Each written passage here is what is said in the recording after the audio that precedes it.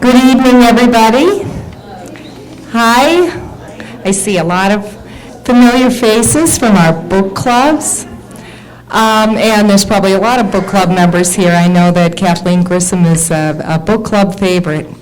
Welcome. I'm Ellen Smith. I'm the assistant director here. Before I give you an introduction, give Kathleen an introduction, I do want to call your attention to our half sheet of programs that are happening at the library this month. And we are also going to have our author series brochure at the back of the room. Grab one before you leave. We have a lot of author events coming up if that's your thing, and it might just be since you're here.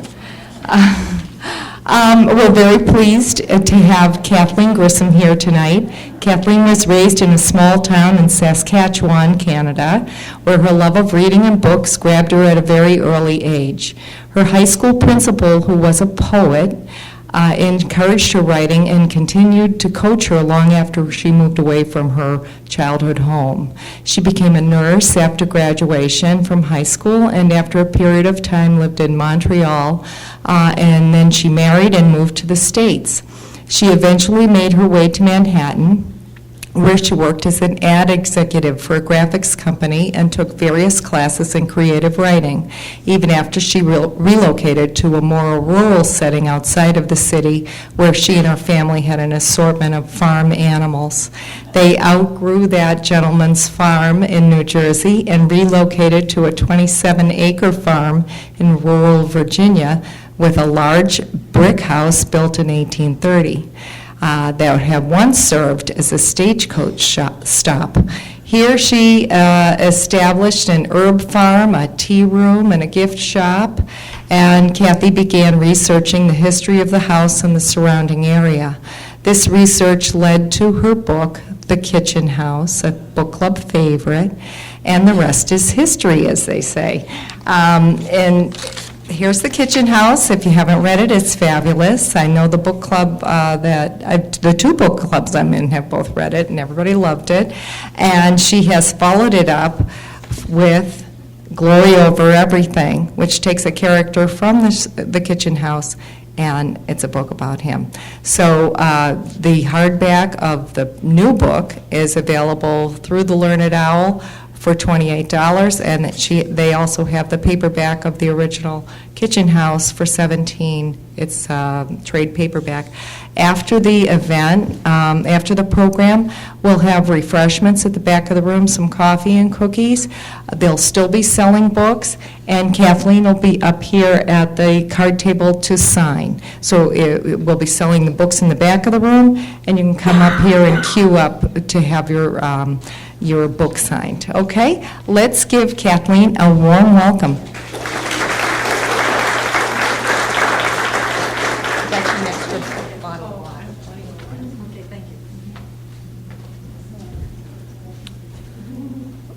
Thank you, Ellen. I love libraries. Ever since I was a little girl, that was the place that I found so fascinating.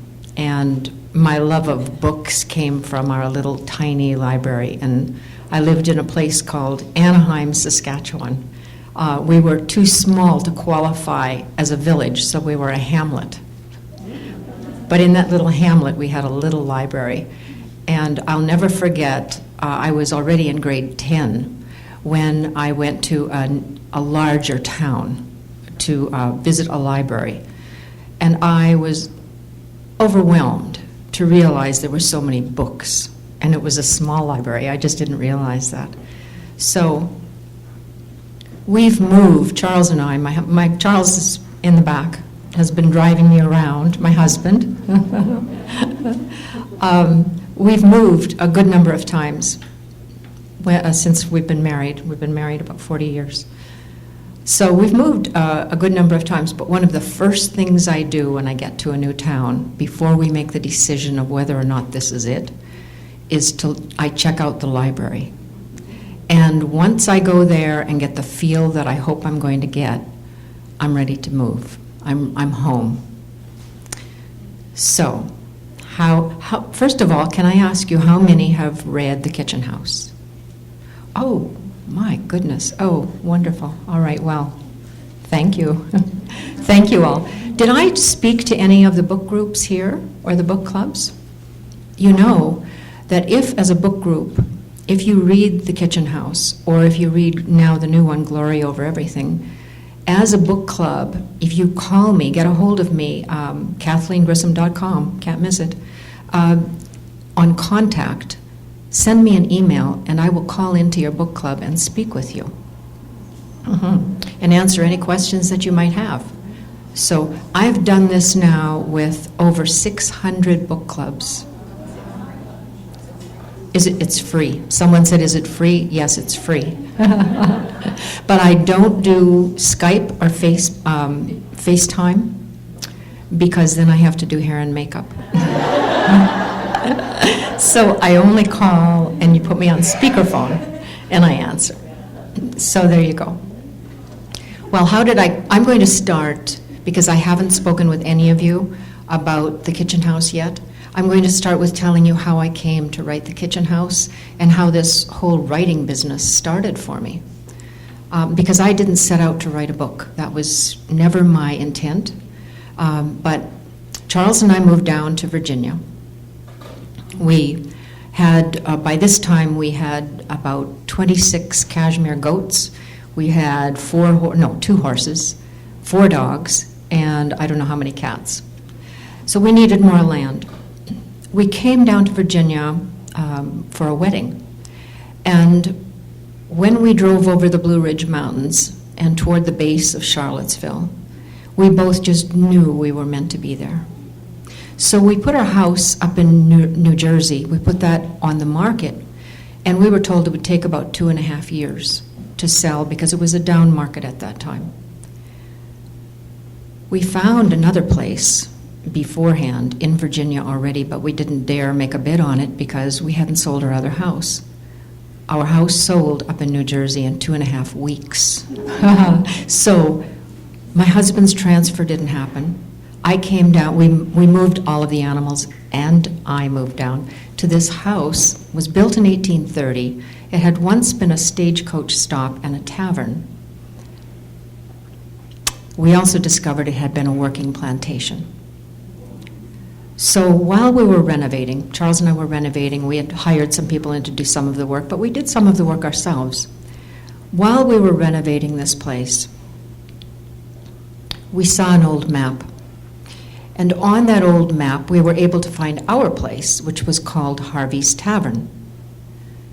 But about a half mile away, there was a handwritten notation that said, Negro Hill. And I don't know what there was about that notation, but I became almost obsessed with wanting to know what happened there. So I began to ask local historians. There were 4 in particular, but there was no collective story. They each had a different story. Finally, I got an appointment with an old black woman, Mrs. Bessie Lowe, who has since passed away. She was very old at the time. She didn't know who I was or what I was about, but she finally agreed to meet with me, and we were supposed to meet for a half hour over at the library, our little library. We were there for about 3.5, almost 4 hours.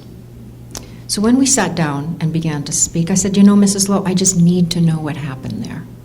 And I would think that you would know. And she was something of a local historian herself. So she told me the story that she had been raised with and had heard, and that was a young black girl who was hung in the town square for prostitution. And I said, but Mrs. Lowe, don't you think something would have happened on that hill? Because it's called Negro Hill. And she said, she looked at me for a while and she said, why don't you write your own story? And I said, I don't have a story to tell. And she looked at me then for a much longer time. She was a very religious woman. And she said, why don't you pray on it? And I thought, well, I can pray all I want. I don't have a story. But I didn't say that to her. But I was disappointed. I thought she would have the real story. So I went home. And every morning I do meditate. And somehow I maybe started to include these thoughts in my meditation, But I don't remember specifically ever saying, please, please give me the story. I don't have any recall of that. But after meditating one morning, I would go down to the bottom of our hill. We had a hill and there was a stream down at the bottom. And by that stream there was this big pile of rocks. And we were told that at one point that had been the slave quarters. So I used to do meditation down there. And this particular morning, a couple of weeks after meeting with Mrs. Lowe, I had been meditating, and I came back up over our hill, crested our hill, and stood, and I was looking out over toward where Negro Hill was. And I just said out loud, what happened there? And then I came back into the house to do what I did always, and that is to do my journaling. So that day, something happened that had never happened to me before. It was as though I was having a memory.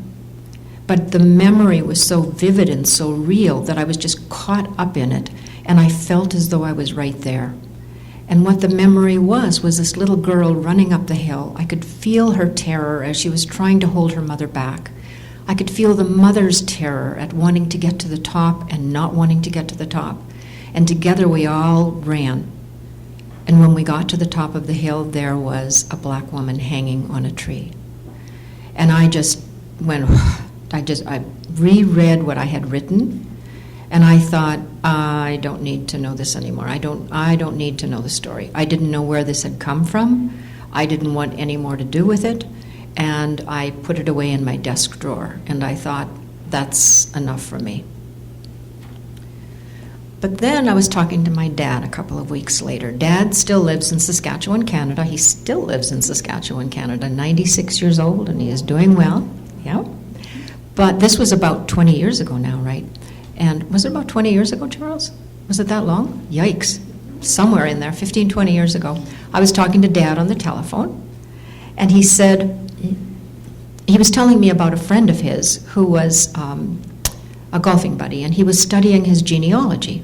And the man was able to trace his family back to Ireland in 1790, when they came on board ship. But on board ship from Ireland to Norfolk, the parents died, and they left 3 little orphans. And then Dad said to me, they could find the 2 little boys, but they couldn't find a trace of the little girl. And when Dad said that, I just had this chill go through me, and I thought, that little girl is connected somehow to that story. And I don't know how I knew it, I just knew it. I knew there was a connection. So I had a date, 1790. I began at our local library. I began at our little library. We had a couple of little libraries within good driving distance, but our little county library was called Charlotte County Library, and there I found 2 books. One was called Weevils in the Wheat, and the other was called Bullwhip Days. And I read those. In 1936, the government sent workers out to interview people who had once been slaves. So I was reading slave narratives. But as I was reading those books, it was as though there was a chorus behind me. I don't know how else to describe it but to say that I felt this support. I felt that I was somehow being held up. And with that, I began to do other research. So I had the Historical Society in Richmond that I went to. There was Colonial Williamsburg, a wonderful place if you haven't been there. There was one place called Presswood Plantation, and that in particular kept drawing me back because I kept seeing things there that got me really excited, and I couldn't really understand my own excitement. But there were, as an example, there was this long metal box, and it was sitting on the top of a chest of drawers, and I kept asking the docent about it. Finally, he brought it over for me. He wasn't supposed to touch it, but he did. And he explained to me that Lady Jean Skipworth, the woman who had once owned this Presswood plantation, had been a botanist. And she carried this, it was called a vasculum. She was carrying this box with her into the woods when she'd go and get specimens and then bring them back. She'd put them in the box and bring them back and catalog them. I don't know why, I just was so excited about that box. So a lot of this I didn't write down, a lot of this I just sort of internalized. But by the time, about a year later, I still had no story, but I had stacks of research, handwritten notes of research. No clue about what to do with any of it. That year I went up to Charlottesville Festival of the Book. They have a wonderful festival every year where writers come from all over and read from their work and talk about their work. So I went up when Robert Morgan was reading from his book, Gap Creek. And if, by the way, you haven't read that book, I think it's just a great book. But I had read it a couple of years before, and I thought it was terrific. So when I sat in the audience, I had sort of forgotten how it was written. He began to read. And as soon as he began to read, he was reading in the voice of a 16-year-old girl. And I had just this knowledge that that's what was supposed to happen. That little girl was going to come and tell the story. So I came back home, sat down, and I pretty much said, "Where are you?" And with that, I saw her coming up the drive in the back of the wagon, and the captain picked her up. When all of this started to happen, I heard her, and I heard their voices. Almost as though if I ask you to recall a memory that you have, and you can hear the voices, that's the way I heard the voices. But they were clear and distinct. But not only that, when the captain picked her up out of the wagon, I could feel him. I knew what he was like inside out. And it was the same with every character that came after that. When she was handed over to Uncle Jacob, I knew that he was a kind man. I knew he was a good man. I just knew everything. I loved him. I loved each character that came along because I felt as though they were somehow related to me. They were my family. That's the way it felt, like meeting long-lost family again. So I wrote the book. It took me 5 years. We had some cashmere goats going on. We opened up a tea room in that tavern. We had an herb farm, and we had a real business going on. But every time I had the opportunity to write, I would sit down to write. Every time I would stop, I would think, that's it. I don't have a clue of the rest of the story. Will it ever come back? Will I ever know? And the next time I would have a chance to sit down and write, I would read what I had written the time before, and it was as though that was getting the movie reel going, and it would start again, and I'd be given just enough until I was tired, and then it would stop. So that went on for about 5 years. I finished The Kitchen House, and it stopped. I was writing for years, writing the story, and I had talked to a friend up in New York, and I said, this story is never going to end. And all of a sudden, boom, it ended, just like that. And I found out early on that if I tried to change any of the characters' actions, they would just leave. It was as though they'd all walk off the stage and say, adios, we're not interested. This is your story, not ours. And unless you stick to our story, we won't be around. So I learned to do that. I learned that I'd better write it exactly the way I was seeing it, and I realized that that was what I was supposed to be doing. I finished it up, and then I knew, somehow I knew that, I knew right from the beginning this was a spiritual gift for me because I didn't make the story up. These characters came, they had a story to tell, I saw them play the story out. My job was to do the research and to set the stage. And when I had that stage set, they came. So it was real clear what my job was. When I finished, I knew that I was supposed to get it published. I had no idea of how to go about doing that, but I just knew that that was what I was meant to do. So I studied the business the best I could, and then I began to send out query letters, it's called. Some of you are writers here? Yeah. I sent out query letters for 5 years. And there was it was rejection after rejection, and some gave me a reason why, and some didn't. Finally, I had sort of come to the end. I mean, I'd gone through all of and I was going to start again. I was going to start at the top. But I happened to hear about Do you remember when Oprah had James Fry on and there was this big brouhaha where he really lied to her and they said he'd never publish again or get published again? Well, there was this agent who thought otherwise. His name was Eric Simonoff, and he approached James Fry, and he went to James Fry and said, if you write this book, I'm going to get you published. So James Fry wrote another book, and Eric Simonoff, this agent, got his book published for $1 million. Yes. And I thought, that's the man for me. So I did something I wasn't supposed to do. I had been following the rules up until then, but I decided to break a rule, and I emailed him, told him what I was about, and to my surprise, he emailed me back the next day and said, sounds interesting, send the manuscript. So I did. And a couple of days later, I got a phone call from a young woman who identified herself as Rebecca Gradinger, and she said, I'm working with Eric, and Eric gave me this manuscript, and he thought I might be interested in it, and I love it. Could I please represent it? So it didn't take me long to say yes, please.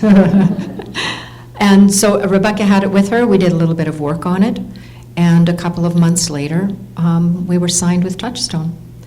So that's how that came about. I was then contracted to write about Crow Mary. And Crow Mary is a woman, I opened my big mouth and wrote in the back of this book, The Kitchen House, that Crow Mary was my next book. And this was a Crow Native woman that I had learned about when I first visited my parents again up in Saskatchewan. But she has also, there's some documentation of her life down at the Crow Reservation in Montana, and she's lived an incredible life, and I can't wait to write her story. So I had that intention, and before, as I was finishing up The Kitchen House, the last copy editing, I went out to Montana to the Crow Reservation and began to research Crow Mary's life. And I could feel her. I knew her energy was there. I knew she was coming to help me. I could just hardly stand it. But I had to come back, finish copy editing The Kitchen House, and then we turned around and went back out to the Crow Reservation again. This time, though, I couldn't feel her. And I couldn't feel her because it was as though a curtain had dropped down. And in front of that curtain, Jamie from The Kitchen House was standing, and he was saying, I'm next. And I just couldn't believe it. I had no clue of his story, no idea what that was about. But I came back and I called my agent and I said, Rebecca, I know you want me to be writing about Crow Mary, but Jamie from The Kitchen House is insisting that I tell his story next. And she laughed uncomfortably. And then had the wonderful grace to say, Kathy, that must be your muse, and you have to listen to your muse. So with that, I began to do research. Now, after I finished The Kitchen House, people used to ask me, what happened to the characters in The Kitchen House? And I had no clue. I had no more than you, the reader, did. When the movie stopped playing for me, that was the end of the story. But I always could see Jamie in the distance. I saw him as an adult male. I knew that he was in Philadelphia, and I knew it was around 1830. I don't know why. But I knew that he was a wealthy aristocrat, and he is a wealthy aristocrat living in Philadelphia society. But he's passing as white. So that was Jamie. Suki, I could always see Suki as well, and I saw her sitting by a campfire. And I somehow thought that she was with some Cherokee natives or something, and I think that's written somewhere as well, either on the internet somewhere. But I was wrong with that. She still is enslaved, but not with the Cherokee natives. So with Jamie, I did the research, just as I had done with The Kitchen House, but this time it was Philadelphia. And it was Philadelphia 1830, and that's where I did the really intensive research, going back there a good number of times. When I had the stage set, I went to Jamie, took a look into his life, and there he was, and he was ready to talk. And he did exactly what happened with The Kitchen House. Characters started to come in, and I just followed behind with my pencil. So with Glory, Jamie was hard for me to get to know.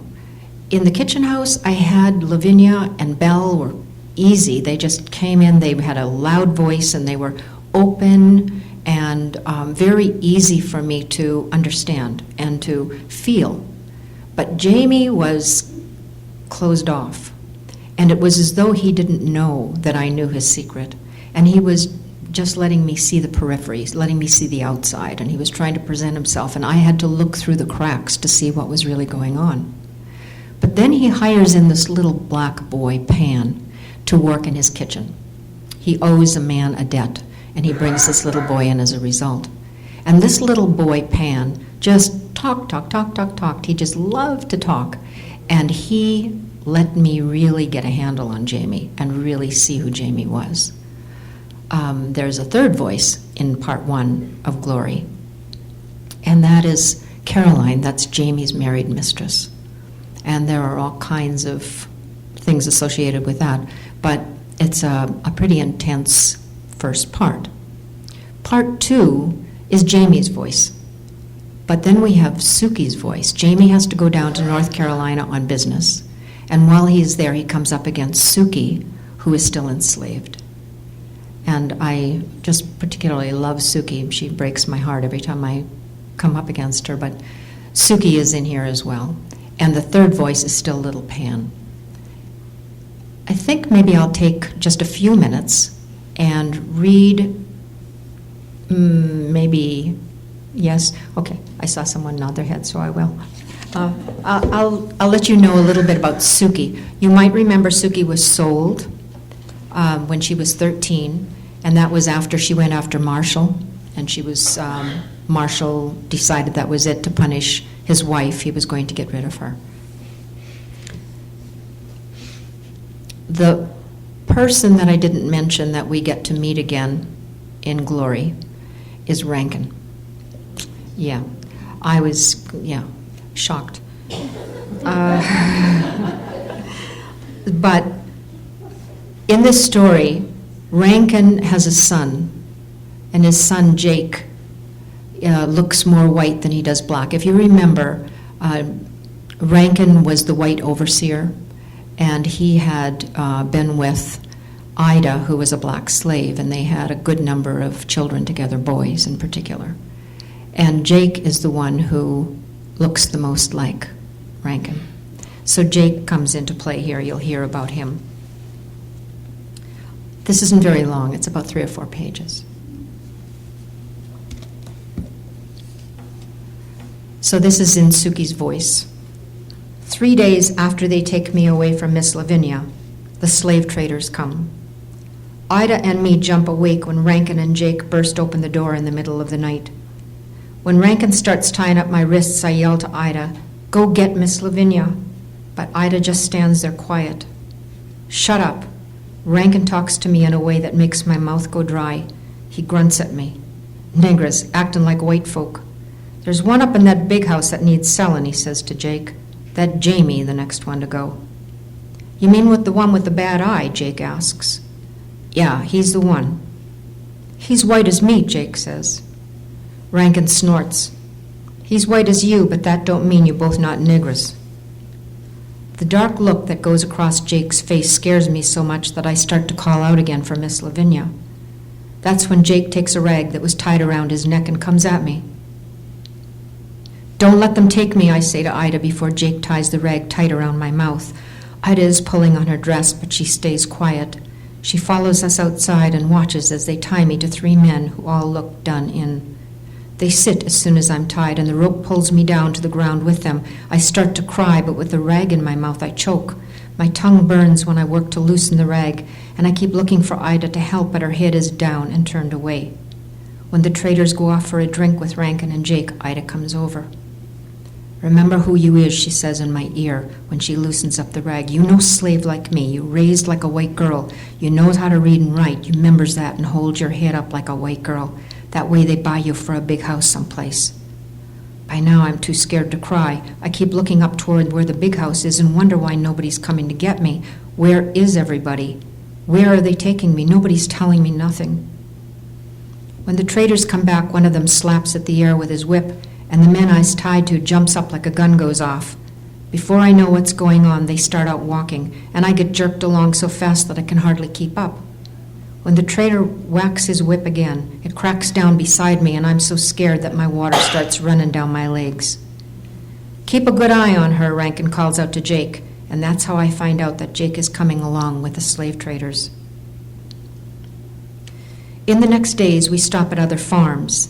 They got slaves to sell, so others are tied up with us, but I's the only girl. It's cold, and I'm too scared to cry, and all the men stay quiet as me. They keep their heads down and move forward, and I wonder why they don't have no fight.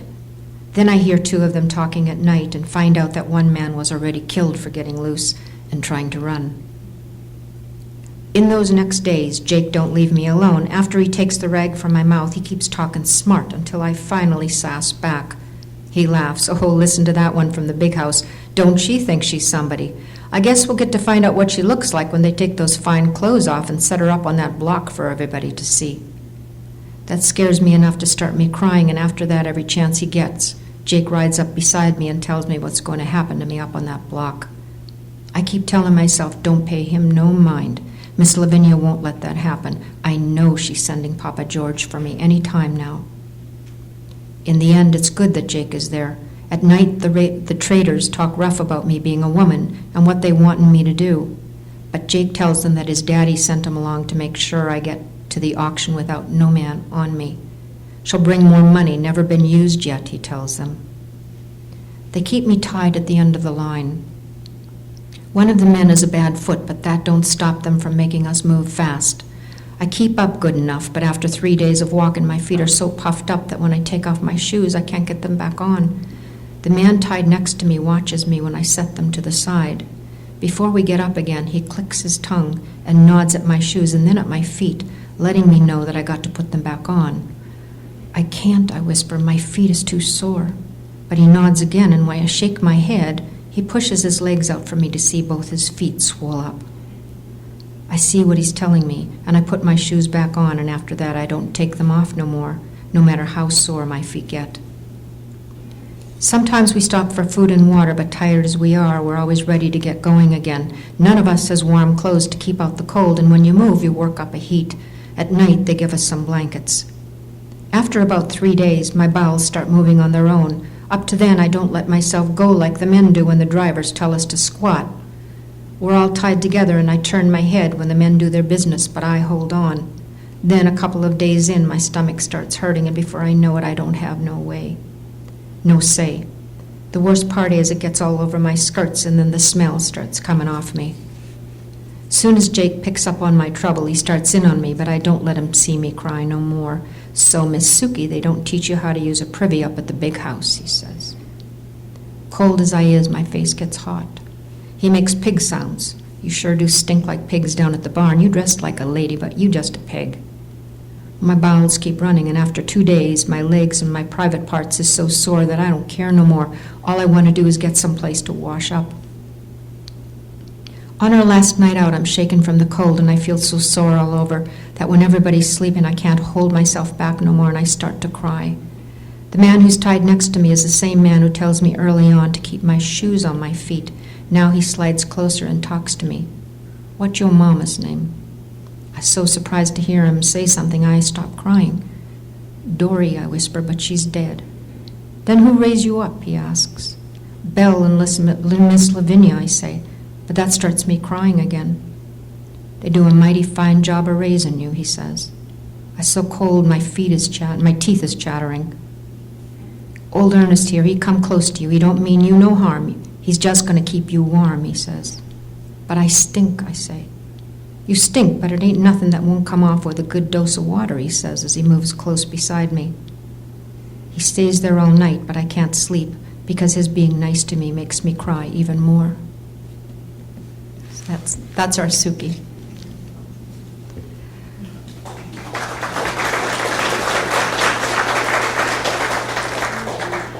Suki was the hardest for me. In this story, I understood all of the characters the same way I did in the kitchen house, but Suki just broke my heart. Now, if any of you have any questions, I'd be happy to answer them. I think we have time. Yes.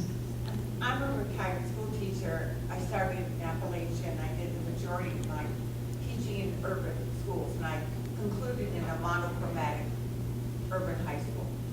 This book is killing me. When you describe the character, I know I love a young man who looks like that, or a young woman who looks like that. And I have to stop, put it down, because my real people step into your book in those places, and the pain they go through. I know people. You see what I mean? I see it through the ages. Yes, It's very hard. yes. Did all of you hear that? Because that's worth, would you mind saying that to the audience? I'm sorry to put you on the spot, but it's really worthwhile repeating. I'm Rebecca Sarava, and I started teaching in Appalachian schools. The great majority of my teaching in urban schools, and I'm included in a monochromatic urban high school. The same experience happened to me on a civil rights tour. But reading The Kitchen House is killing me because I know people, I love people who are described in the book. When you describe a young muscular man with a certain, and one of my students walks right into the story. And when he's misused, I know the person who's being misused, or could have been misused, or whose grandfather was misused. And it's very hard. Thank you for sharing that. Thank you. I cried my way through The Kitchen House. I really there were times where I knew something bad was coming up, and I would start to pace. And then I would sit down and I'd start to write a little bit, and then I'd start to cry. I'd get up and I'd pace, and I'd write a little bit, and I'd pace and cry, and I was a mess. Charles would come home from work, I don't know how many times, and I would just be, yeah, I had been crying. Suki did that to me in Glory. I really have to say that I understood Jamie so well, but Jamie is a character that you don't warm up to in the same way. And if there have been any complaints to date, it's that they say, well, you know, he wasn't even that nice a guy. But I knew him, I knew his heart, and I see Glory as a book of redemption for Jamie. So I know exactly what you're saying, because many people have expressed that exact same feeling. So thank you for sharing that with me, or with us.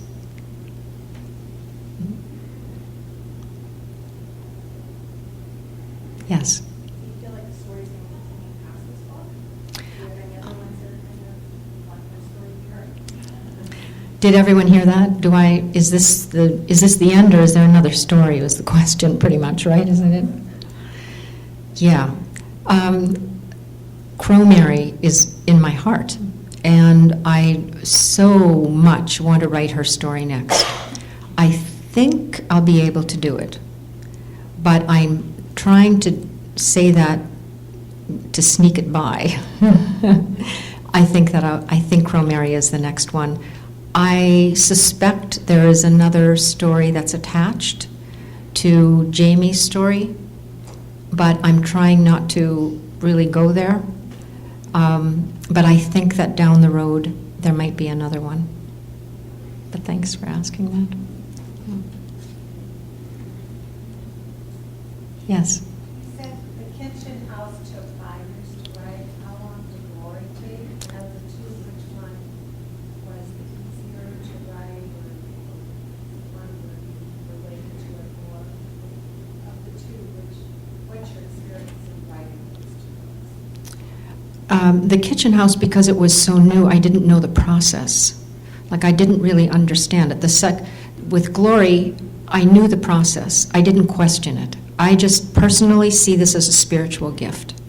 And the characters have a story to tell, and my job is to do the research so that I can set the stage so they can come and I know what they're picking up. When they're picking something up, I understand it. I know what it does, I know how it operates, and why they're using it, as an example.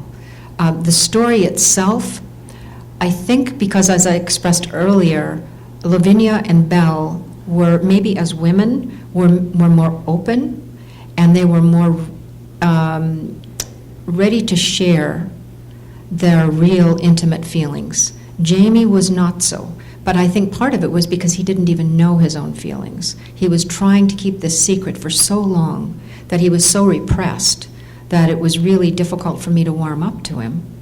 Pan I fell in love with, and then Pan has some real issues down the road, and broke my heart.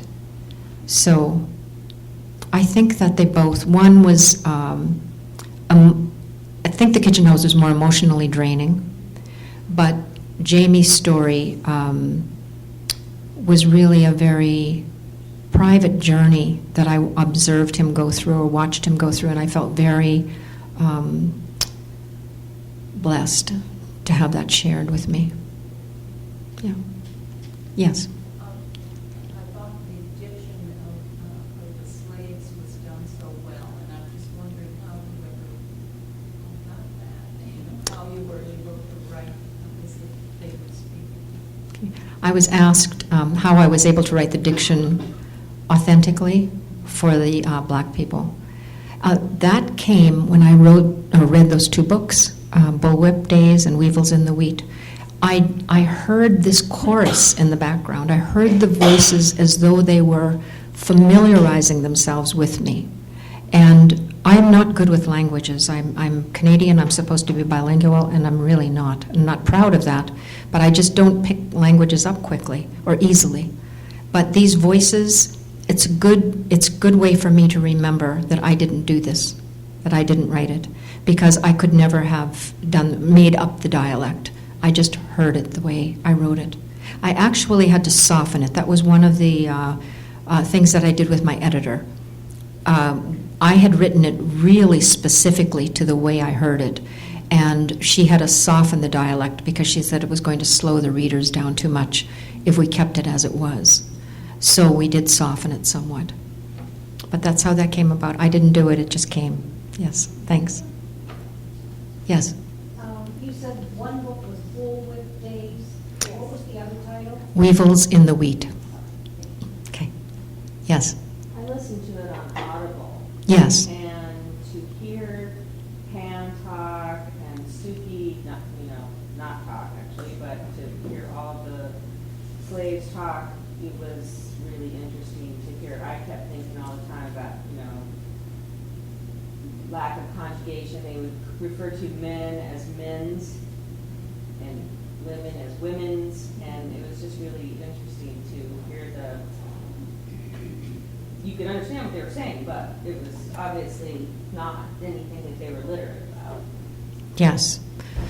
How did you like the Audible version? That's all I do is Audible. Okay. Thank you for that. I haven't heard it yet. What's that? Because I have issues, so We all have issues. Yes. You might want to tell them about how Bullwhip Days came about. Pardon me? You might want to tell them about how Bullwhip Days came about, how that book came about. I don't know how that book came about. Would you please stand and tell everyone? This is how Bullwhip Days came about. Bullwhip Days was part of the WPA work project. There were also jobs, not just in construction, but for artists and for writers, and that was part of it, is to gain that history while the slaves were still alive, and to employ artists and writers across the country. Thanks. I know, isn't that interesting? And apparently there are still stacks of these stories that haven't been put into book form at this point. So it's very interesting to me. Yes. Okay. Yeah. Is that it? Are you ready to have me sign some books? Okay, well, thank you very much for having me. This is great. Thank you.